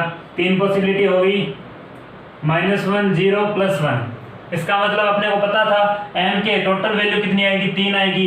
अपने को पॉसिबिलिटी चेक करनी है m की, m का पॉसिबल वैल्यू कितना होगा। तो ये जो 3 वैल्यू आई है इसकी पॉसिबिलिटी कौन कौन सी होगी, -1 होगी, 0 होगी, प्लस 1 होगी। इस तरीके से ध्यान में रखना इनको। अब देखिएगा ध्यान से, अब d सब सेल के लिए बात की जाए, l = 2 पर, l = 2 यहाँ पे रखेंगे तो m के कुल मान कितने आएंगे, 5 आएंगे। कितने आएंगे, 5। यहाँ पे l की वैल्यू कितनी रख दोगे, 2। इसी तरीके से इसमें फॉर्मूले में लगाएंगे तो क्या होगा, -2 से 0 सहित प्लस 2 तक। -2, l की जगह मैंने क्या रख दिया, 2 रख दिया। तो यहाँ पे क्या होगा, -2 से 0 सहित प्लस 2 तक। इसका मतलब पॉसिबल वैल्यू कौन कौन सी होगी, -2, -1, 0, +1, +2। तो माइनस से किसकी तरफ जा रहे हैं, प्लस की तरफ जा रहे हैं, तो किसके 0 अपने को इंक्लूड करना है, 0 सहित बोला इसने। तो -2, -1, 0, +1, +2 तक, +2 तक रुक जाना है। इसका मतलब इसकी पॉसिबल वैल्यू कितनी होगी, 5। 5 ही पॉसिबल वैल्यू यहाँ पे थी, किसकी टोटल वैल्यू कितनी थी, 5। तो पॉसिबिलिटी कौन कौन सी है, -2, -1, 0, +1, +2, तो 5 होगी। किसी सब सेल में कितनी होगी, m का पॉसिबल वैल्यू 5 हो गई। इस तरीके से ध्यान में रखना है। एल इजिकल टू 3 पर अब देखना, एल इजिकल टू यहाँ पे मैं 3 रख दूँ, यहाँ पे एल की जगह 3 रख देता हूँ, तो कितना आएगा 7 आएगा 7। तो एल इजिकल टू 3 पर एम के टोटल वैल्यू कितनी है 7। कौन कौन सी आएगी 7, पॉसिबिलिटी क्या होगी, तो देखना फॉर्मूले में क्या रखेंगे 3 की जगह, यहाँ पे एल की जगह क्या रखेंगे 3, तो -3 से 0 सहित +3 तक। इसका मतलब पॉसिबल वैल्यू कौन कौन सी होगी, पॉसिबल वैल्यू होगी -3 से 0 सहित -3, उसके बाद -2, -1, उसके बाद 0 सहित कितने तक जाना है +3 तक जाना है, तो इसका मतलब +1 +2 +3, टोटल कितनी होगी 1 2 3 4 5 6 7। इसका मतलब m का जो टोटल मान था, टोटल वैल्यू कितनी थी 7, उसकी पॉसिबिलिटी कितनी होगी 7 तरीके की पॉसिबिलिटी होगी। कौन कौन सी -3 -2 -1 0 +1 +2 +3, इस तरीके से वैल्यू कैलकुलेट की जाती है। तो ये तो क्या हो गई m की टोटल वैल्यू होगी, ये m की पॉसिबल वैल्यू इस तरीके से निकाली जाती है। अब देखना m किसको रिप्रेजेंट करती है, कक्षक को। m किसको रिप्रेजेंट करती है, कक्षक को। तो किसी S सब सेल में कितने कक्षक होते हैं, एक कक्षक होता है। तो किसी P सब सेल में कितने कक्षक होते हैं 3, D सब सेल में कितने कक्षक होंगे 5, F में कितने होंगे 7। तो देखना किसी S सब सेल में कितने कक्षक होंगे 1, P में कितने होंगे 3, D में कितने होंगे 5, F में कितने होंगे 7। कितने हो गए 7। तो ये हो गई बात इनकी। अब बात आती है इसमें कौन से होंगे कौन कौन से, इसमें तो 0 होगा, जो भी वैल्यू है इसकी 0 होगी। ये जो वैल्यू कई बार पूछ लेता है इनमें, ये जो वैल्यू है m की जो पॉसिबल वैल्यू है ये किसके अकॉर्डिंग पूछ लेता है, इन ऑर्बिटल के अकॉर्डिंग कई बार वैल्यू पूछ लेता है। तो उसकी मैं थोड़ी सी बात कर लेता हूँ यहाँ पे, तो ध्यान से देखिएगा, डायरेक्ट अपने को ध्यान में रखना है। 0 जो वैल्यू आती है किसमें, जब L इजिकल टू 1 हो, इसका मतलब P सब सेल में ये जो ऑर्बिटल आएंगे उसके लिए वैल्यू कितनी आएगी उसकी मैं बता रहा हूँ। तो P में कितने होते हैं ऑर्बिटल 3 होते हैं, Px Py Pz। तो Pz के लिए जो वैल्यू आएगी m की वो कितनी आती है, हमेशा ही 0 आती है, इस बात को ध्यान में रखना।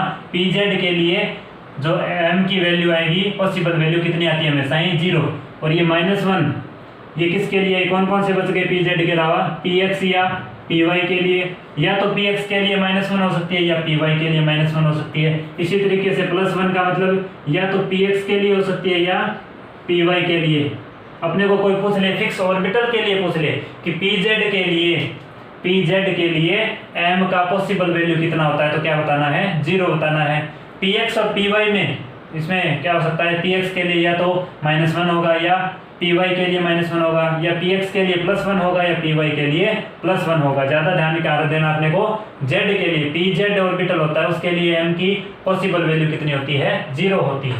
इसी तरीके से इस 5 orbital L is equal to 2 D sub shell की मैं बात करूं, D सब सेल में कितने ऑर्बिटल होते हैं 5 होते हैं। 5 में किसकी कितनी कितनी वैल्यू होती है उसकी मैं बात कर रहा हूँ, देखिएगा ध्यान से। सबसे पहले क्या ध्यान में रखना है, जो 0 है 0 किसके लिए वैल्यू आती है dz² के लिए।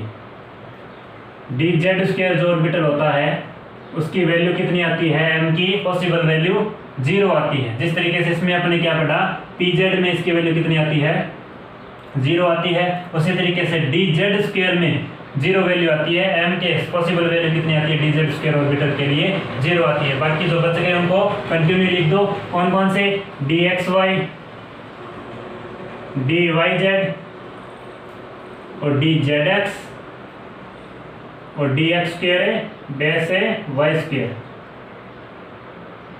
तो इस तरीके से इनको वैल्यू पढ़ी जाती है। तो dxy के लिए वैल्यू कितनी है -1, dyz के लिए वैल्यू कितनी है, सॉरी dxy के लिए कितनी है वैल्यू -2, dyz के लिए कितनी है -1, dz² के लिए अपने को ध्यान में रखनी है 0 होती है, dzx के लिए वैल्यू कितनी आई +1 और dx² y² के लिए वैल्यू कितनी आई +2। इस तरीके से इन ऑर्बिटल की कई बार क्या पूछ लेता है, m की पॉसिबल वैल्यू पूछ लेता है, तो इन वैल्यू को ध्यान में रखना ऑर्बिटल्स के लिए। तो ये अपनी बात हो गई, एक एग्जांपल से मैंने समझाया कि L के अकॉर्डिंग m का टोटल वैल्यू और m का पॉसिबल वैल्यू कैसे निकाला जाता है उसकी मैंने बात कर ली।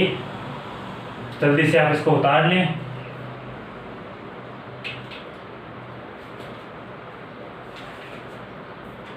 तो ये तो बात होगी किसकी, मुख्य क्वांटम संख्या, द्विगंशी क्वांटम संख्या और चुंबकीय क्वांटम संख्या। एक अपनी बची है कौन सी, चक्रण क्वांटम संख्या, इसकी अपन चर्चा करेंगे नेक्स्ट लेक्चर में। अभी जो मैंने तीनों क्वांटम संख्या पढ़ाया उसमें आपको किसी भी तरीके की अगर कोई भी दिक्कत आ रही है तो प्लीज कमेंट करके जरूर बताएं, इसको बार बार रिवाइज करते रहें। अगर कोई चीज समझ में नहीं आ रही है तो प्लीज कमेंट बॉक्स में जरूर बताएं। अगर बच्चों ये आपको लेक्चर अच्छा लगा तो please like and subscribe. Thanks for watching this lecture. Thank you.